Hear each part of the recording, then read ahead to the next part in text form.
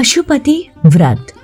बस 5 सोमवार और देखें चमत्कार, धन संतान विवाह हर कामना होगी पूर्ण।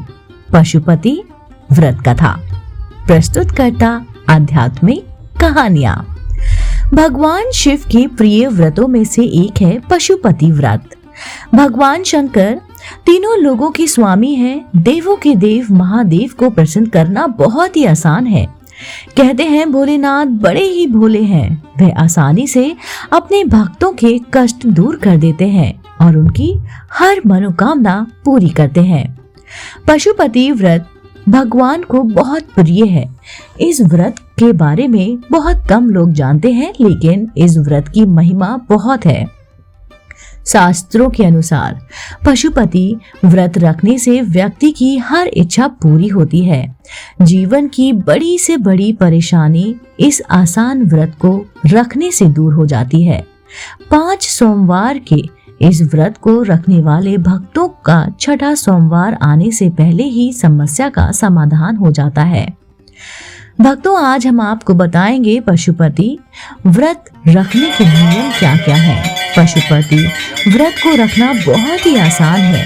हर व्रत को रखने के कुछ नियम होते हैं। इसी प्रकार इस व्रत के भी कुछ नियम हैं जिसका पालन करना बहुत जरूरी है। यह व्रत रखने से पहले आप भी सभी नियमों को अवश्य जान लें।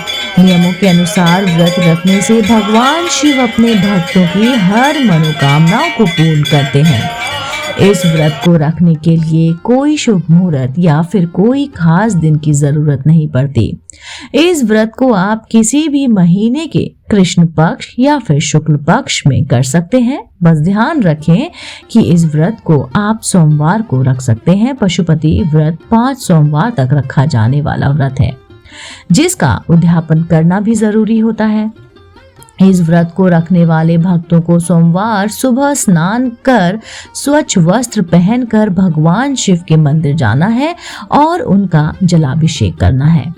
इसके बाद भगवान शिव पर बेलपत्र और पंचामृत चढ़ाएं।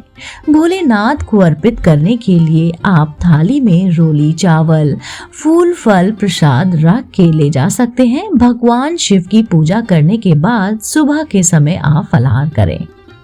अब जान लेते हैं भगवान शिव के सामने 5 दिए कैसे जलाएं। शाम के समय भगवान शिव को भोग लगाने के लिए कुछ मीठा बनाकर मंदिर ले जाएं। प्रसाद के 3 हिस्से कर लें, जिसका एक हिस्सा अपने लिए निकाल लें और बाकी 2 हिस्सों को मंदिर में भगवान शिव को चढ़ा दें। इस दौरान भगवान शिव के सामने अपनी मनोकामना भी रखें। इस व्रत को करते वक्त भगवान शिव को 5 दिए जरूर जलाएं। भगवान शिव को पंचानंद के नाम से भी जाना जाता है, इसलिए पंच यानी कि 5 दिए जलाए जाते हैं। लेकिन शाम के समय पूजा करने के लिए आपको अपने साथ 6 दीपक लेकर जाने हैं, जिसमें से 5 दीपक जो है आप मंदिर में भगवान भोलेनाथ के सामने जलाएं और एक को वापस घर लेकर आ जाएं। एक दिए को अपने घर में प्रवेश करने से पहले जलाकर घर के राइट साइड में रख दें। इसके बाद अपनी मनोकामना मांगते हुए घर में प्रवेश करें। अपने घर को खोलते समय प्रसाद ग्रहण करें। इसी विधि विधान से आपको 4 सोमवार के व्रत रखने हैं और 5वें सोमवार को उद्यापन करना है। अब बात करते हैं इस तरह से करें व्रत का उद्यापन। उद्यापन एक बहुत ही महत्वपूर्ण प्रक्रिया है। चलिए वो भी जानते हैं। 5वें सोमवार को भी इसी तरह भगवान शिव की पूजा अर्चना करने के बाद आप अपनी मनोकामना को ध्यान में रखते हुए उद्यापन में महादेव को एक नारियल जरूर चढ़ाएं। अगर हो सके तो भगवान शिव को आप 108 बेलपत्र या फिर अक्षत चावल भी चढ़ा सकते हैं। अगर आपके पास 108 बेलपत्र नहीं है तो आप अपने बेलपत्रों को धोने के पश्चात बार बार उन्हें ही चढ़ाकर 108 पूरा कर सकते हैं।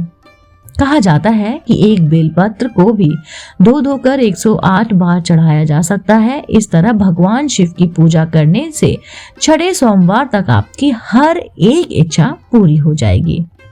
इस व्रत को करते समय आपको हर समय भगवान शिव की प्रार्थना करनी है और उनके प्रति पूर्ण समर्पित होते हुए सच्चे मन से मनोकामना मांगनी है। इस दौरान आप सारा दिन मन ही मन भगवान शिव के आप मंत्रों का जाप कर सकते हैं। आप ओम नमः शिवाय, नमो नीलकंठाय, ओम पार्वती पते नमः का जाप कर सकते हैं। चलिए हम आपको बताते हैं पशुपति की व्रत कथा। व्रत के दौरान सुनी जाने वाली कथा के अनुसार एक बार भगवान शिव अपना वेश बदलकर एक चिकारे का रूप लेकर निद्रा में बैठे थे। तभी वहां सारे देवी देवता उन्हें खोजते हुए आ पहुंचे। वह सब उन्हें वापस ले जाने के प्रयास कर ही रहे थे कि तभी चिंकारे ने नदी के उस पार छलांग लगा दी। इस छलांग से चिंकारे का सिंह 4 टुकड़ों में टूट गया। तभी से वहां पशुपति नाथ चतुर्मुखी लिंग के रूप में प्रकट हो गए। वहीं से उनके इस रूप की पूजा अर्चना की जाने लगी। जय बम बम बोले। दोस्तों, उम्मीद करती हूँ आपको पशुपति नाथ व्रत कथा और आपको यह व्रत कब करना है, इसका फल आपको कब मिलेगा और आप ये पूजा अपने सच्चे श्रद्धा भक्ति से करेंगे तो भगवान शिव यानी कि पशुपति देवता आपकी हर एक मनोकामनाएं पूर्ण करेंगे। दोस्तों, आप अगर मेरे चैनल पर नए हैं तो आप मेरे चैनल को तुरंत से लाइक कीजिए, शेयर कीजिए और सब्सक्राइब कीजिए। ऐसे ही धार्मिक पौराणिक कहानी कथाएं देखने के लिए आप देखते रहिए आपका अपना पसंदीदा YouTube चैनल आध्यात्मिक कहानियां।